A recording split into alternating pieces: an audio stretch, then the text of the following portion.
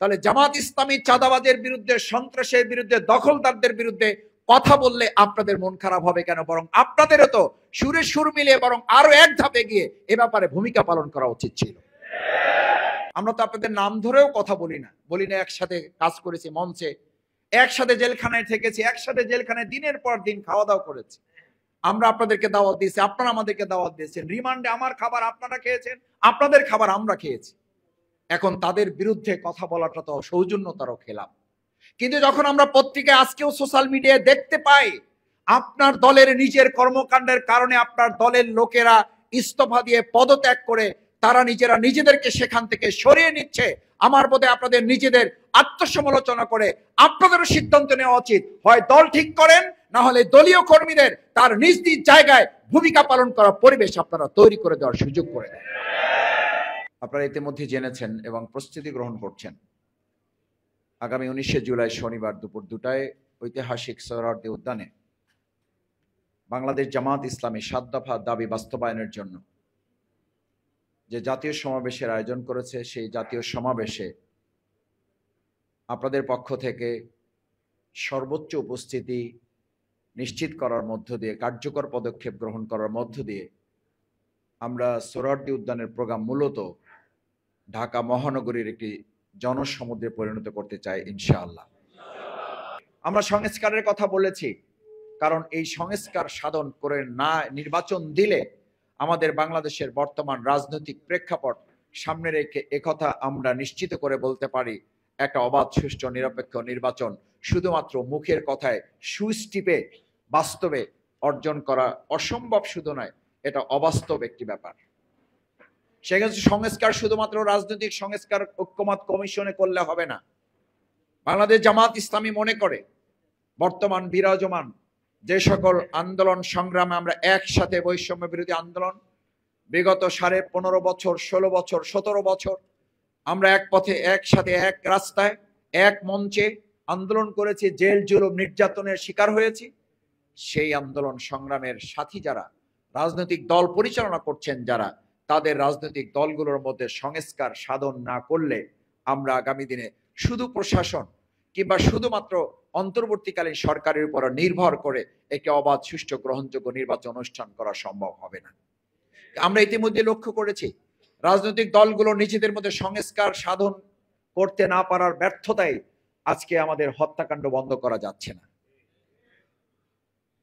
রাজনৈতিক দলগুলোর মধ্যে সংস্কার সাধন করার ব্যর্থতার ফসল হিসেবেই আজকে নিজ দলের কর্মীদের দ্বারা প্রায় 2 শতাধিকের কাছাকাছি লোকদেরকে নিজেদের দলের লোকেরা নিজেরা হত্যা করতে বাধ্য হয়েছে। এরকম একটা চিত্র সামনে রাখলে এটা বোঝা যায় নির্বাচনের পরিস্থিতি যতটা আরো কাছে আসবে তত এই পরিস্থিতি আরো খারাপের দিকে যাবে। সেজন্য যারা নির্বাচনের জন্য তড়িঘড়ি করছেন, বাংলাদেশ জামাত ইসলামী স্পষ্ট করে বলতে চায়, যখন ডিসেম্বর থেকে জুনের মধ্যে নির্বাচনের রোডম্যাপ প্রধান উপদেষ্টার পক্ষ থেকে ঘোষণা করা হয়েছে, তারপর থেকে জামাত ইসলামের সম্মানিত আমিরে জামাত ডক্টর শফিকুর রহমান এবং জামাতের নেতৃবৃন্দ আমরা সবসময় বলে এসেছি, এই রোডম্যাপের প্রতি আস্থা রেখে জামাত ইসলামী তার কার্যক্রম পরিচালনা করেছে। কিন্তু আমরা কোনো জায়গায় কথা শুনতে পাই জামাত ইসলামী তার বক্তব্যের মধ্যে কখন কোনটা বলে এটা নাকি তারা বুঝতে পারেন না। আমরা বিস্মিত হই, বরং আপনারা যে ভূমিকা পালন করছেন সেই ভূমিকা পালনটা এই দেশের জনগণ বুঝতে পারেন না, যে আপনারা বিচার সংস্কার চান, নির্বাচন চান, নাকি বাংলাদেশের সুষ্ঠু, নিরপেক্ষ, অবাধ এবং অংশগ্রহণমূলক একটা নির্বাচনের জন্য লেভেল প্লেইং ফিল্ড দরকার। আপনারা সেই ক্ষেত্রে আদৌ কোনো ভূমিকা পালন করছেন কিনা জনগণ সেটা বুঝতে পারছে না। আপনাদের ভূমিকায় তা পরিষ্কার হচ্ছে না, আপনাদের বক্তব্যের মাধ্যমে তা পরিষ্কার হচ্ছে না। যদি তাই হয় তাহলে জামাত ইসলামী চাঁদাবাজের বিরুদ্ধে, সন্ত্রাসের বিরুদ্ধে, দখলদারদের বিরুদ্ধে কথা বললে আপনাদের মন খারাপ হবে কেন? বরং আপনাদেরও তো সুরে সুর মিলিয়ে বরং আরো এক ধাপে গিয়ে এ ব্যাপারে ভূমিকা পালন করা উচিত ছিল। তা করতে না পারা প্রমাণ করে আপনারা শুধু একটা নির্বাচনই চান, যে নির্বাচনটা বিগত 17 বছরের নির্বাচনের সাথে তেমন কোনো পার্থক্য রচিত হবে না। সম্মানিত ভাই এবং বন্ধুগণ, সেজন্য লেভেল প্লেইং ফিল্ডের জন্য জাতীয় সমাবেশে বাংলাদেশ জামাত ইসলামী তার দাবি রেখেছে। জামাত ইসলামী দাবি রেখেছে পিআর পদ্ধতির ব্যাপারে প্রপোর্শনাল রিপ্রেজেন্টেশন।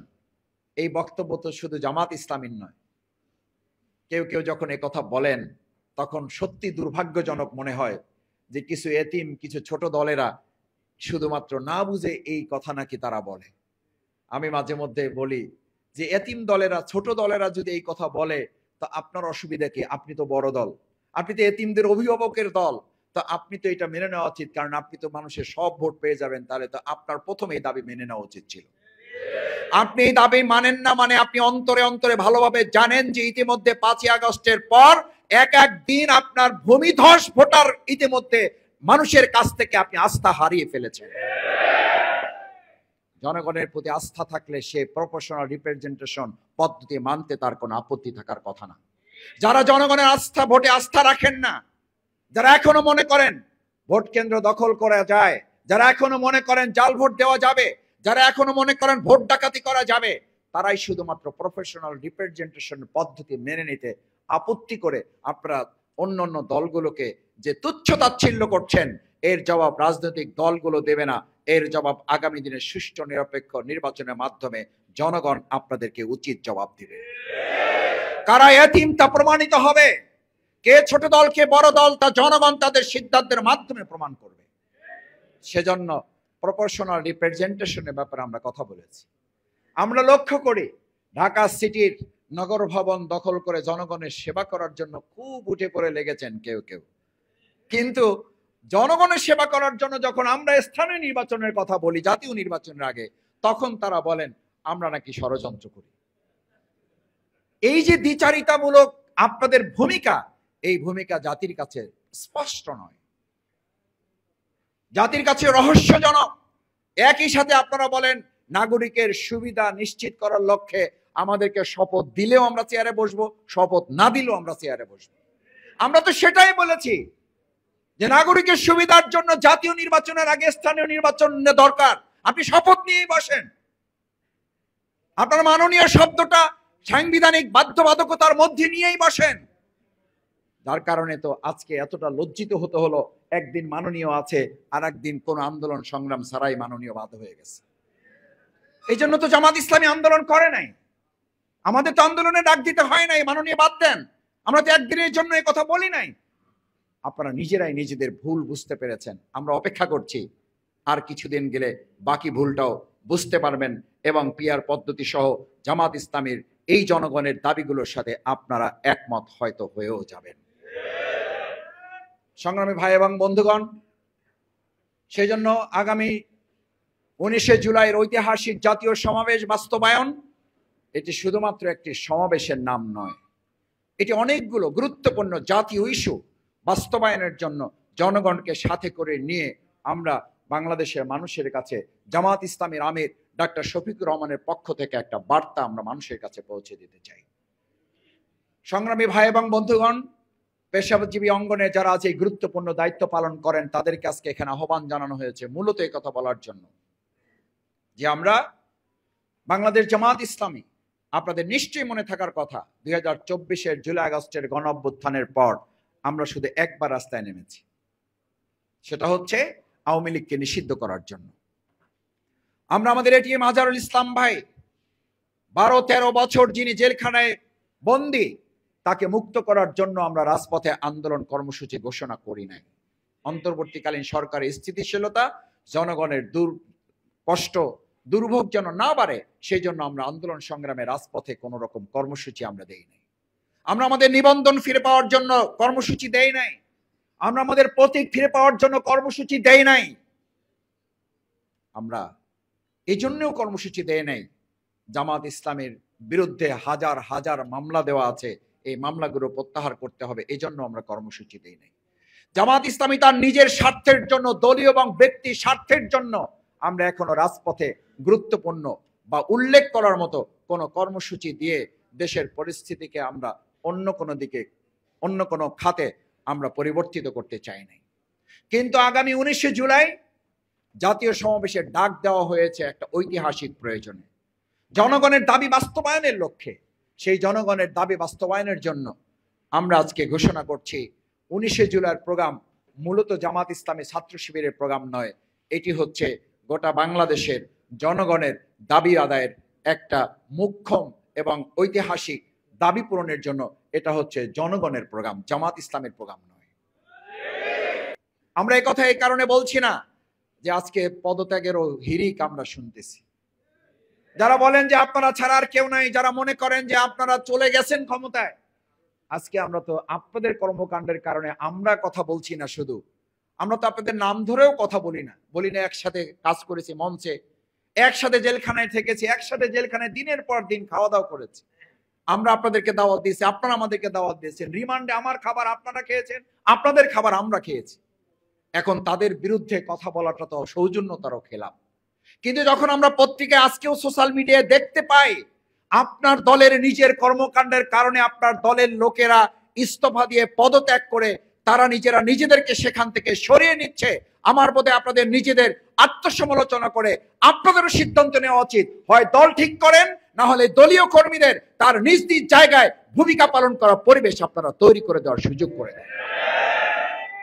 এরকম পরিস্থিতি গতকাল এবং তার আগের 2-3 দিনের পরিস্থিতি তো আমরা দেখেছি। 2024 সালের জুলাই আগস্টের এই 29শে জুলাই, 30শে জুলাই, আগস্ট, 1 আগস্ট, 2রা আগস্ট, 3রা আগস্ট, ওই সময় আমরা দেখেছি কেউ দুধ দিয়ে গোসল করতেছেন, কেউ তওবা তিল্লা পরে ফিরে আসতেছেন, কেউ ফেসবুকে স্ট্যাটাস দিচ্ছেন।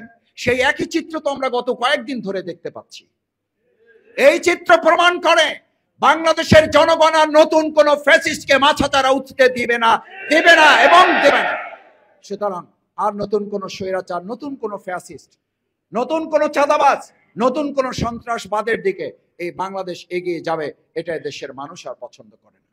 সম্মানিত ভাই এবং বন্ধুগণ, আসুন আমাদের এই সুন্দর বাংলাদেশকে একটি মানবিক বাংলাদেশ গড়ার যখন কার্যক্রম চলছে, তখন মিটফোর্ডের এই অমানবিক দৃশ্য আমাদের অমানবিক একটি বাংলাদেশ হিসাবে বিশ্বের দরবারে যারা তৈরি করেছেন, শুধুমাত্র জাতি হিসাবে, ব্যক্তি হিসাবে নয়, আজ গোটা বিশ্বে বাংলাদেশ আবার 2006 সালের 28শে অক্টোবর যেভাবে লজ্জিত হয়েছিল, গত 9 জুলাইয়ের ঘটনা আরেকবার বাংলাদেশকে আন্তর্জাতিক দরবারে একটা লজ্জিত বাংলাদেশে রূপান্তরিত করেছে। এর দায় যারা এর সাথে সম্পৃক্ত, এর দায় যারা রাজনীতির সাথে, রাজনৈতিক দলের সাথে সম্পৃক্ত, অবশ্যই ব্যক্তি এবং দল এই লজ্জিত বাংলাদেশের দায় থেকে আপনারা কোনোভাবে দায় এড়াতে পারেন না। আসুন আমরা সেই মানবিক বাংলাদেশ বিনির্মাণের লক্ষ্যে আগামী 19শে জুলাইয়ের সমাবেশ হবে বাংলাদেশের মানুষের মানবিক রাষ্ট্র বিনির্মাণের সুন্দর বাংলাদেশ, সেই প্রত্যাশা ব্যক্ত করে সেই বাংলাদেশ বিনির্মাণে, সেই 7 দফা দাবি বাস্তবায়নে আপনারা ভূমিকা পালন করবেন, সেই প্রত্যাশা ব্যক্ত করে আমার কথা শেষ করছি। আল্লাহ হাফেজ। বাংলাদেশ জিন্দাবাদ, বাংলাদেশ জামাত ইসলামী জিন্দাবাদ। আসসালামু আলাইকুম ওয়া রাহমাতুল্লাহি ওয়া বারাকাতুহু।